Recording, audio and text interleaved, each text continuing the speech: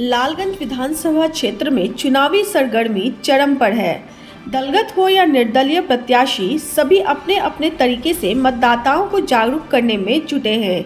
इन्हीं में से एक निर्दलीय प्रत्याशी हैं पूर्व सैनिक धीरेन्द्र कुमार उर्फ धर्मेंद्र, जो गांव-गांव जाकर लोगों से मतदान में भाग लेने और सही प्रतिनिधि चुनने की अपील कर रहे हैं। इसी क्रम में लालगंज के श्री शारदा सदन पुस्तकालय में वैशाली जिला पूर्व सैनिक संघ के बैनर तले एक बैठक आयोजित की गई, जिसमें लालगंज प्रखंड इकाई के कई पूर्व सैनिक सदस्य शामिल हुए। बैठक में सभी ने एक स्वर में कहा, हमने देश की सेवा की है, अब समाज सेवा के लिए मैदान में उतरे हैं। जनता से अपील है कि इस बार देश सेवक को समाज सेवा का अवसर दे। वैशाली टुडे आपसे अपील करता है, वोट आपका अधिकार है, इसका प्रयोग अवश्य करें। 6 नवंबर को अपना बहुमूल्य मत देकर जिम्मेदार नागरिक का फर्ज निभाएं। पहले मतदान फिर जलपान। धन्यवाद। किस लिए आए हैं, क्या अभी बैठक किया गया? तो हमारे धर्मेंद्र जी भारतीय सेना से रिटायर्ड हैं और भारतीय सेना सेवा के लिए जानी जाती है, बलिदान के लिए जानी जाती है, निछावर के लिए जानी जाती है। तो अपना सब कुछ निछावर करने के लिए जो व्यक्ति सेना में जाता है और वापस रिटायर होकर के अपने समाज को भी वही सेवा देना चाहता है, उसी भावना से। तो हमारे धर्मेंद्र जी आज खड़े हुए विधानसभा क्षेत्र में, ये लालगंज विधानसभा क्षेत्र से खड़े हुए हैं और पूर्व सैनिक, जो कि जैसा कि सर ने कहा पहले भी चर्चाएं हुई हैं कि जहां भी देख रहे हैं सब जगह लूटपाट मचा हुआ है, सेवा के नाम पे कहीं कुछ नहीं हो रहा है। विधानसभा क्षेत्र में जितने भी जनता है कहीं ना कहीं मैंने समस्याओं से जूझ रहे हैं, एक्चुअल जो होना चाहिए नहीं हो पा रहा है। तो उस सारी समस्याओं का हल करने के लिए यथासंभव हमारे धर्मेंद्र जी खड़े हुए हैं और लालगंज विधानसभा क्षेत्र का विकास बहुत ही अच्छे से करेंगे, जनता की बात सुनेंगे, जनता के बीच में जा करके जनता की समस्याओं का हल करने का प्रयास करेंगे। और एक बहुत ही जुझारू, और मेरा ये कहना है कि सेना का व्यक्ति से ज़्यादा ईमानदार अगर आपको कहीं दिखता है, मैं ये क्लियर आपको ये वॉइस में बता रहा हूँ कि अगर सेना से ज़्यादा कोई ईमानदार व्यक्ति आपको दिख रहा है तो आप उसको वोट कीजिए, जिताइए। अगर नहीं तो आप धर्मेंद्र जी को वोट दे करके जिताइए और देखिए लालगंज विधानसभा क्षेत्र का किस प्रकार से विकास होता है। और क्योंकि हम लोग बोल रहे हैं तो विकास करवाने में जो होना चाहिए वो भी हम लोग इनसे करेंगे और करवाएंगे। ऐसा नहीं कि आज वोट दे करके और सपोर्ट दे करके भाई चलो अपनी मर्जी करेंगे, नहीं। अगर आज इनके साथ हम खड़े हो रहे हैं, साथ दे रहे हैं, तो हमारा मकसद ये है कि ये आगे विकास भी करेंगे। और हमारा विधानसभा क्षेत्र लालगंज के सभी जनता से निवेदन है कि अपने एक सैनिक को, जो हमेशा अपने देश को जिताते आया है, आज इनके माध्यम से अपनी जीत को वापस सुनिश्चित कीजिए। इनको जिताएंगे तो आपकी जीत होगी, आपके विकास की जीत होगी। यही मेरा कहना है। क्या रणनीति बनाया गया है इस बैठक में? देखिए, आज जो बैठक हुई है पूर्व सैनिक और समाज के लोगों के द्वारा यहाँ पे आज बैठक कराया गया है, ताकि ज़्यादा से ज़्यादा लोगों तक ये जागरूकता फैलाया जा सके कि आपके क्षेत्र में एक सैनिक खड़ा हुआ है और ज़्यादा से ज़्यादा आप यहाँ पे सपोर्ट कीजिए। और हम लोग बूथ स्तर तक अपनी टीम बनाए हैं और आगे उसके ऊपर और काम करेंगे, करने की ज़रूरत है। लोगों से मेल मिलाप चल रहा है और आगे और करेंगे। और पहले से भी सेना की तैयारी करवा रहे हैं, फोर्स की तैयारी करवा रहे हैं लालगंज में, अब चुनाव लड़ने के लिए चुनावी मैदान में उतर गए हैं। क्या लग रहा है लालगंज की माहौल? लालगंज की माहौल देखिए, एक देश के सैनिक होने के नाते कोई भी माहौल से हम लोग निपटने के लिए तैयार हैं। और एक सैनिक के लिए कोई चुनौती भरापूर्ण होता नहीं है, क्योंकि वो पूरा देश का जब सेवा करता है बिल्कुल कठिन परिश्रम और निष्ठावान से, तो चुनौती मेरे लिए लालगंज में नहीं है। और इसलिए नहीं है कि मैं खुद एक युवा सैनिक हूँ, डोर टू डोर हर जगह गया हूँ और जनता की समस्या को समझा हूँ, जनता के मन में क्या चल रहा है वो भी समझा हूँ। तो चुनौती भरापूर्ण मेरे लिए ऐसा कुछ लालगंज में है नहीं।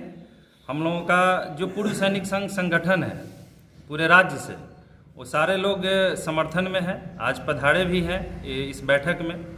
और जो भी हमारे लालगंज पूर्व सैनिक संघ के जो भी लोग हैं वो ग्राउंड स्तर पे अपना काम कर रहे हैं, तो चुनौती ऐसा कुछ नहीं है। क्या लग रहा है, एक तरफ बाहुबली परिवार से चुनावी मैदान में लोग हैं, एक तरफ भाजपा के कैंडिडेट हैं, उसमें आप पूर्व सैनिक हैं, कितना लोग आपको समर्थन करेंगे? देखिए, बाहुबली परिवार और भाजपा के कैंडिडेट से एक सैनिक को कोई लेना देना नहीं, चूँकि एक सैनिक जो है जाति धर्म समुदाय दल पार्टी से ऊपर है। तो ना बाहुबली से एक सैनिक को लेना देना है और ना जो भाजपा के जो भी कैंडिडेट हैं उनसे लेना देना। इस बीच पब्लिक कैसे सपोर्ट कर पाएगी? पब्लिक सपोर्ट विकास पे करेगी, ईमानदारी पे करेगी, अपने समाज हित में किस तरह काम हो, क्योंकि इस पे करेगी पब्लिक सपोर्ट। और सपोर्ट करने का सबसे बड़ा आज पब्लिक को क्या चाहिए, जनता को क्या चाहिए, विकास चाहिए। तो एक सैनिक ईमानदारी और निष्ठापूर्वक विकास करेगा। इससे जो जनता को चाहिए, कोई जनता तो कहता नहीं कि मुझे घर में आके खाना बना दीजिए, कोई प्रत्याशी को ऐसा आज कोई कहा नहीं। आप बोल रहे हैं कि चुनौती नहीं है और बिहार में जात पात पर चुनाव होता है, पार्टी पर चुनाव होता है, आप उस चुनौती को कैसे पार पाइएगा? ये नेता के लिए है। एक सैनिक देश का बेटा होता है, वो जाति धर्म समुदाय से ऊपर होते हैं।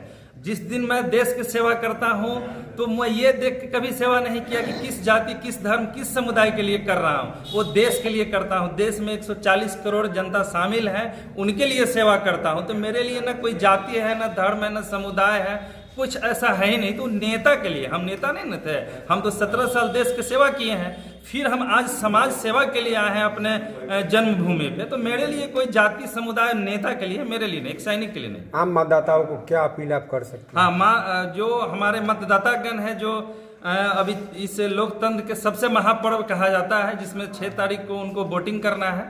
तो एक मैं लालगंज विधानसभा से एक सैनिक भी हूं और निर्दलीय प्रत्याशी भी हूं। मेरा चुनाव चिन्ह जो मिला है वो बहुत अच्छा चुनाव चिन्ह है, जो हर घर की ऊर्जा और विकास में मदद करता है, वो है गैस सिलेंडर। तो मैं मतदाता से एक ही अपील करना चाहता हूं कि इस सैनिक अगर आपके विधानसभा में चुनाव लड़ रहा है तो वो अपने लिए नहीं लड़ रहा है, एक राजनीतिक में अच्छा वातावरण देने के लिए लालगंज विधानसभा में है। जो आज राजनीति में चल रहा है, झूठ बोलो, चुनाव जीत जाओ, मतलब अनेकों प्रकार के एक दूसरे पे दोषारोपण करना, तो इसके लिए एक सैनिक नहीं आया है। सैनिक आया है अच्छे वातावरण, अच्छे राजनीति को देने, राजनीति करने के लिए। जिस तरह हम लोग आज़ादी का अमृत महोत्सव मना रहे हैं, तो हर बार तो मनाते नहीं हैं, तो उसी तरह आज़ादी के बाद अगर कोई सैनिक लालगंज विधानसभा से चुनाव लड़ रहा है तो वो धीरेन्द्र लड़ रहे हैं। और मतदाता से मेरा बस एक ही अपील है कि वो प्रत्याशी से कोई लालच ना करें और अपना मत जो दान कहते हैं, अपना मत का दान बिल्कुल निस्वार्थ भाव से दे, अपने सोच समझ के दे। क्योंकि मनुष्य एक ऐसा प्राणी है जिनको सोचने की शक्ति है।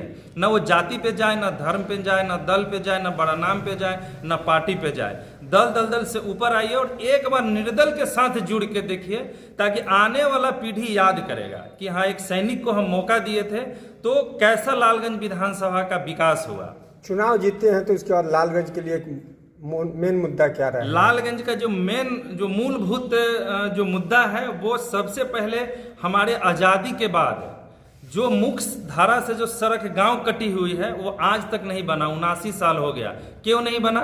इच्छा शक्ति नहीं था कि हर लोग अपने अपने जाति धर्म के नाम पे चुनाव में वोट लिए हैं और विकास नहीं हुआ। सबसे पहला काम है विकास। जो लालगंज का विकास होगा, युवा को आत्मनिर्भर, जिसको बेरोजगारी का हर आदमी जो कह रहा है कि हम बेरोजगारी दूर करेंगे, तो मैं निस्वार्थ भाव से 2025 में 25 लड़का को सरकारी सेवा में सिलेक्शन करा के और भेजा हूं, बिल्कुल निस्वार्थ भाव से, आत्मनिर्भर बना के। दूसरा फोकस मेरा वहां होगा। तीसरा फोकस जो सबसे बड़ा फोकस है, वो जो लोकल स्तर पे जो सरकार की योजनाएं में जो भ्रष्टाचार है, उस सबसे पहले एक सैनिक भ्रष्टाचार खत्म करने का काम करेगा। ये मेरा वचन है, गीता का वचन है। ये सबसे पहला काम होगा। जो भ्रष्टाचार से हम लोग दूर रहते हैं, हम लोग सब देश के रखवाले हैं और भ्रष्टाचार से कोसों दूर रहते हैं, तो सबसे तीसरा काम ये होगा। चौथा काम जो लोगों का शिकायत है कि नेता तो चुनाव जीत जाते हैं और दिखते नहीं हैं, तो एक सैनिक नहीं, सैनिक 24 घंटा घर परिवार को छोड़ के मेहनत जिस तरह देश में करता है, अपने देश को सुरक्षित करने के लिए करता है, उसी तरह समाज के लिए 24 घंटा 7 दिन सेवा होगा। चौथा काम ये है। पांचवा काम है जो जनता का शिकायत ये रहता है कि नेता से और जनता से मिलाप नहीं हो पाता है, बीच में तीसरा आदमी को पकड़ना पड़ता है। एक सैनिक होने के नाते मैं ये जरूर कह सकता हूं कि अगर मुझे मौका मिला इस लालगंज विधानसभा में, तो ये दोष जनता के खत्म हो जाए। नेता और जनता से डायरेक्ट मुलाकात होगी, बीच में कोई बाधा नहीं होगा। जो पांचवा काम होगा, जो लोकल स्तर पे जितने भी यहाँ लालगंज विधानसभा में सरकारी धरोहर है जो आज ध्वस्त हो रहा है, आज सरदा सदन पुस्तकालय में आप है, अगर इच्छा शक्ति होती तो ये आज डिजिटल और स्मार्ट सरदा सदन पुस्तकालय होता, जो आज ढहने की कगार पे है। इस पे काम होगा। जो लालगंज विधान, आप गांधी चौक पे चले जाइए, जो ब्लैक कलर का पत्थर तो लगा लेकिन 2-4 महीना में गिर के खत्म हो गया। आप नली गली जल निकासी, किसान का जो मुद्दा है, जो सिंचाई का जो मुद्दा है वो सही नहीं हो रहा, जो डिजिटल पारदर्शी मंडी नहीं है किसान के लिए, ये सब पे काम होगा, विकास हित के काम होगा 24 घंटा 7 दिन। लास्ट में आप लोगों के माध्यम से मतदातागण जो हमारे हैं, देवतुल्य जनता, युवा साथी, माँ बहनें, उनसे मेरा एक निवेदन है, किसी की भी बात में ना आए और चुनाव चिन्ह हमारा गैस सिलेंडर है जो हर घर की ज़रूरत है। तो गैस सिलेंडर इस पावन पर्व पे भी हमको मिला है। तो मेरा एक आप लोगों के माध्यम से एक मैं ये भी कहना चाहता हूँ कि मैं अगर इस लालगंज विधानसभा को जीत के आता हूँ तो इस लालगंज विधानसभा में कोई ऐसा घर नहीं होगा जहाँ गैस सिलेंडर और चूल्हा धीरेन्द्र पहुँचाने का काम नहीं करेगा। ये हमारा वादा है, क्योंकि गैस मुझे ऐसा चुनाव चिन्ह ही मिला है गैस सिलेंडर जो हर किसी को ज़रूरत है। आज भी आप गांव में चले जाइए, गरीब घर में चले जाइए, आज भी वही है ना, कहीं कहीं तो मिला ही नहीं है। लोग आज भी जलावन पे काम चला रहे हैं। तो मतदातागण से एक ही अपील है, निस्वार्थ भाव से वो वोटिंग करें, किसी के भी पक्ष में करें। उनको लगे कि एक सैनिक सामर्थ्य नहीं है, मेरा समय बर्बाद हो जाएगा तो मुझे वोट ना करें, लेकिन किसी से लालच में आके वोट ना करें। लास्ट अपील मेरा यही है मतदातागण से।